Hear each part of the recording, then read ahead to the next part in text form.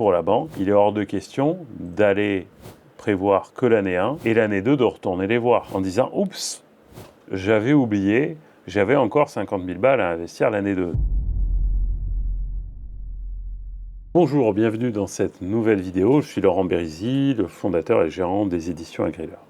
Aujourd'hui, on va travailler à un point central avant de vous installer, c'est le plan de financement. Dans un prévisionnel économique, on va avoir évidemment la prévision sur le chiffre d'affaires, on va avoir évidemment les charges de structure, les charges variables qui vont nous donner le BE, tout ça on l'a vu dans d'autres vidéos. Mais une fois qu'on a calculé le BE, pour aller plus loin et voir si on peut avoir un revenu disponible suffisant pour vivre, eh bien il va falloir préparer un plan de financement solide. On va voir comment faire dans cette vidéo. Alors tout d'abord, quand on fait un plan de financement, il faut avoir en tête qu'on ne travaille pas que sur l'année 1 d'installation. C'est-à-dire que la question, ce n'est pas la question seulement de l'année 1 d'installation. On va réfléchir à tout ce dont on aura besoin, tout ce qu'il faudra investir sur les 4 premières années. On n'est pas du tout obligé de tout investir l'année 1. On peut se dire, je commence par tel investissement l'année 1, puis après l'année 2, l'année 3, l'année 4. Par contre, pour la banque, il est hors de question d'aller prévoir que l'année 1 et l'année 2 de retourner les voir en disant « Oups, j'avais oublié, j'avais encore 50 000 balles à investir l'année 2. » Non, non, en fait, on prévoit dès le départ tout ce qu'on a besoin d'investir sur les 4 années. Ce qui demande une certaine anticipation. Et là, je vous renvoie à la vidéo qu'on a faite sur les systèmes de production. Il faut préciser son système de production, donc préciser l'évolution de ses volumes de production, ce qui permet, en précisant les volumes de production, de préciser les besoins en financement. Le besoin en matériel, le besoin en bâtiment, le besoin en plantation, etc. Ensuite, ce qui est important de comprendre, c'est que dans un plan de financement, on a 2 critères qui sont liés, c'est l'objet et la durée. C'est-à-dire que chaque emprunt, chaque financement dont on va avoir besoin, aura un objet, une durée. Et là, on ne peut pas faire ce qu'on veut. C'est-à-dire que les banques, en fait, elles ont des références en tête de fourchettes de durée en fonction de ce qu'on va emprunter. Donc par exemple, là on a classé 10 objets différents sur lesquels on pourrait avoir besoin d'investir. On a par exemple les plantes pérennes, et les plantes pérennes, ça s'emprunte entre 12 et 20 ans. Donc plantes pérennes, ça peut être des arbres fruitiers, ça peut être de la vigne. Ensuite, on a le foncier. Quand on achète du terrain, on voit qu'on peut emprunter entre 10 et 18 ans. Sur les bâtiments agricoles, donc j'entends bâtiments avec fondation, des gros bâtiments, là ça va être entre 10 et 15 ans. Si vous vous installez en société, que vous vous installez avec vos parents ou même avec des tiers, vous allez peut-être reprendre des parts sociales. Les parts sociales s'empruntent également. Donc là, on va être plutôt entre 10 et 15 ans. Ensuite, si vous achetez des animaux, ça va être entre 5 et 15. Ça veut dire que, alors 5 et 15, vous allez me dire, mais ça fait beaucoup. En gros, plus les animaux sont petits, plus la durée est courte, plus les animaux sont gros, plus la durée est longue. Pourquoi ? Parce que, en fait, la durée de vie est plus longue également. Tout ce qui est serre, d'accord, que ce soit pour le maraîchage, l'horticulture, les pépinières, ça va être entre 5 et 10. Tout ce qui est matériel, ça va être entre 3 et 10 ans. Pourquoi aussi entre 3 et 10 ans ? Parce qu'on va distinguer le matériel neuf du matériel d'occasion. En gros, plus le matériel est d'occasion, plus la durée va être courte, parce qu'il va falloir le renouveler rapidement. Plus le matériel va être neuf, plus on va se rapprocher des 7 ou 10 ans, parce qu'on va pouvoir le renouveler que plus tardivement. Ensuite, 8e point, ça va être le fonds de roulement. Le fonds de roulement, c'est de la trésorerie. Donc là, ça va être entre 3 et 7 ans. Ensuite, on va pouvoir faire également des courts termes d'avance de TVA. C'est-à-dire, si vous faites un investissement assez important, un bâtiment, vous avez un bâtiment qui coûte 200 000 euros, vous avez 20% de TVA, vous avez 40 000 euros de TVA. Si vous avez 40 000 euros de TVA et qu'il faut l'avancer, votre compte en banque il va être en vrac.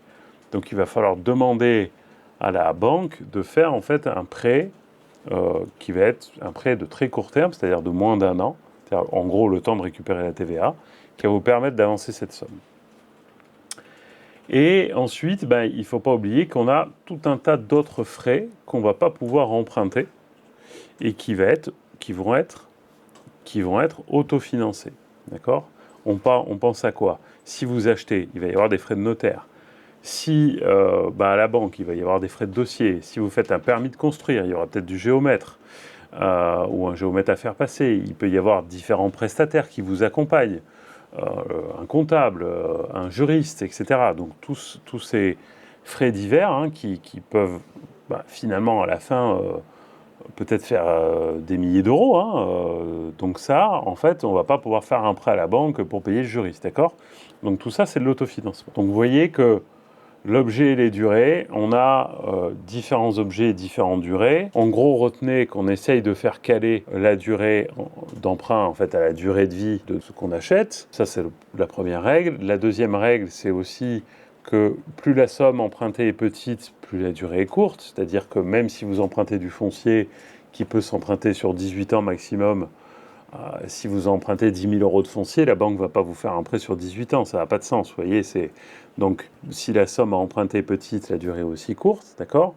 Et si la somme empruntée est très grande, la durée est plus grande. Ensuite, quelque chose d'important, ça va être le taux. Donc, une fois que vous avez défini les objets que vous avez empruntés, la durée, il va y avoir un taux. Là, je ne vais pas vous donner de taux type parce qu'en fait, suivant quand vous regardez la vidéo, en fait, les taux, ils varient quasiment tous les mois, plus ou moins. Donc, des fois à la hausse, des fois à la baisse. En ce moment, on est, à l'heure où je fais la vidéo, on est plutôt autour de 4%. Donc, si vous faites des fois des prêts sur du long terme, ça va être peut-être même 4,5. Peut-être si vous êtes sur des prêts très court terme, peut-être 3,5, vous voyez, mais en gros, vous avez des taux qui varient et généralement, en gros, c'est la banque qui vous les propose. C'est pas vous qui arrivez en disant moi j'aimerais bien ce taux-là. En gros, c'est quel taux vous me faites. Vous pouvez arriver avec des idées sur les durées. Vous pouvez faire des propositions sur les durées. D'accord ? En disant moi j'aimerais bien faire une durée un tout petit peu plus longue pour baisser mon annuité, pour moins charger, mais voilà. Mais ça, il faut ça, vous pouvez être force de proposition, mais pas les taux. Voilà. Alors après, vous pouvez mettre en concurrence des banques qui vont avoir des taux différents et retourner voir la première banque en disant écoutez, votre concurrent me fait un taux moindre, mais attention, il n'y a pas que le taux qui compte. C'est-à-dire qu'il y a les frais de dossier, il y a la relation avec la banque aussi qui est importante, c'est-à-dire est-ce que vous avez quelqu'un qui est réactif, est-ce que vous avez quelqu'un qui répond à vos mails et qui vous rappelle rapidement, ou est-ce que vous avez quelqu'un qui fait traîner pour qui vous n'êtes pas très important, un numéro. Vous voyez, la relation avec le banquier est aussi très importante et elle est à prendre en compte comme le taux. Enfin, il va falloir déterminer vos apports. Dans les apports, il peut y avoir de l'argent, évidemment, sonnant et trébuchant. Il peut y avoir des apports en nature, c'est-à-dire que du matériel que vous aurez déjà acheté. Et puis, il y a un cas particulier qui est le cas du salaire différé. Donc ça, je vous renvoie à notre vidéo sur le statut des personnes qui travaillent en agriculture. Puisque là, ça fait référence au statut d'aide familiale, qui est un statut spécifique, qui est assez encadré, qui est géré par la MSA, mais qui est très encadré, et qui donne droit en fait à un salaire différé, c'est-à-dire qui permet d'avoir, c'est-à-dire que vous travaillez, vous n'êtes pas rémunéré, et par contre, quand vous vous installez, vous n'avez pas été rémunéré, mais vous avez droit à une somme. Je ne rentre pas plus dans le détail, c'est expliqué dans la vidéo sur les statuts. Et quatrième apport, ça peut être évidemment un héritage. Là, voilà, ça n'arrive pas tout le temps, mais ça peut être le cas. Donc c'est à prendre en compte évidemment. Et dernier point pour préparer un plan de financement solide, il faut prévoir des garanties. C'est-à-dire que si vous allez voir la banque, la fleur au fusil, sans avoir réfléchi aux garanties, ça va être compliqué. Donc les garanties, on a fait une vidéo complète qui s'appelle « Obtenir un prêt à la banque ». Je vous renvoie sur cette vidéo où on explique tous les types de garanties avec les avantages et les inconvénients, les points de vigilance aussi. Mais sachez que dans le plan de financement, il faut avoir en tête aussi quel type de garantie va être demandé par la banque ou on va pouvoir nous-mêmes proposer. Enfin, dernier point qui va souvent avec les taux, c'est-à-dire quand on parle de taux d'intérêt, souvent on ajoute à ce taux d'intérêt ce qu'on appelle l'ADI. Alors l'ADI, c'est un acronyme qui veut dire assurance décès invalidité, qui est une assurance obligatoire. Souvent vous la prenez dans la même banque où vous faites le prêt, mais c'est pas obligatoire, hein. Vous pouvez le prendre dans une autre banque. Bon, ils n'aiment pas trop, hein, mais vous pouvez négocier dans une autre banque. C'est une assurance qui va prendre en charge en fait le remboursement de votre prêt si il vous arrive malheur. Donc si vous décédez ou si vous êtes en invalidité. Par contre, attention, invalidité, c'est pas si vous cassez une jambe, hein. Invalidité, ça veut dire c'est reconnu par la médecine du travail à un taux assez important, hein. Et là, à ce moment-là, pareil, le prêt est pris et remboursé. Voilà. Donc c'est une assurance obligatoire. Il faut bien y réfléchir parce que si vous êtes seul à vous installer, il n'y a pas trop de questions qui se posent.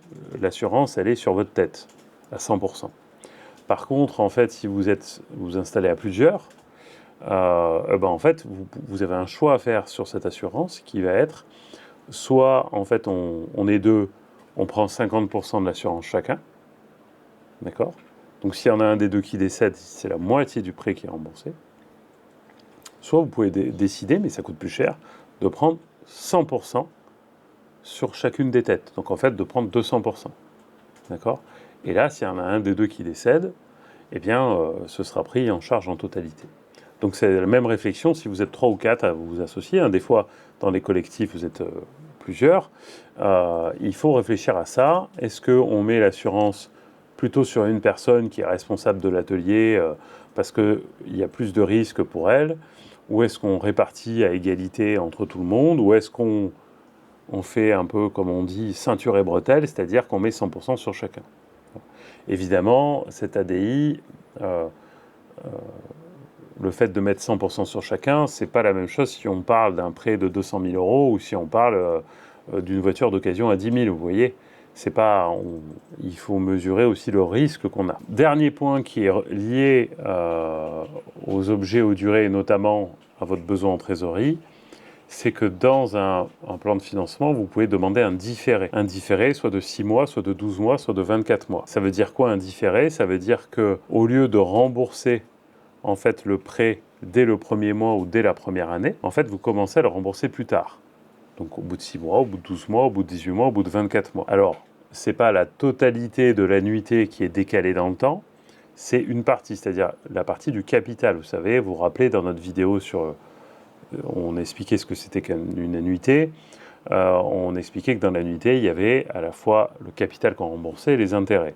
Donc là, ce qui va se passer, c'est que vous allez seulement rembourser la partie intérêt, et le capital va être décalé plus tard.